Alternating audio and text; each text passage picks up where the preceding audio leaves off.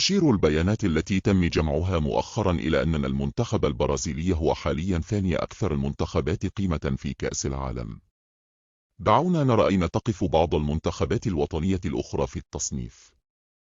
المنتخب الإسباني هو خامس أكثر اللاعبين قيمة في كأس العالم، مع القيمة السوقية المبلغ عنها البالغة 902 مليون يورو، مع نجوم مثل برونو فرنانديز وكريستيانو ورونالدو وجو كانسيلو وجو فيليكس. تعد البرتغال منافسا قويا على أفضل 4 فرق في كأس العالم، وتقدر قيمتها الحالية ب937 مليون يورو.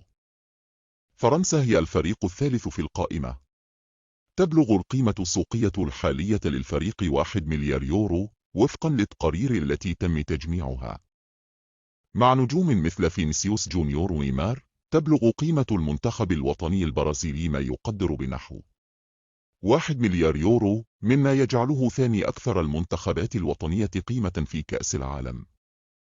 يأتي المنتخب الوطني الإنجليزي لكرة القدم أولا، وتبلغ القيمة السوقية الحالية للفريق 1.3 مليار يورو وفقا للتقارير الواردة.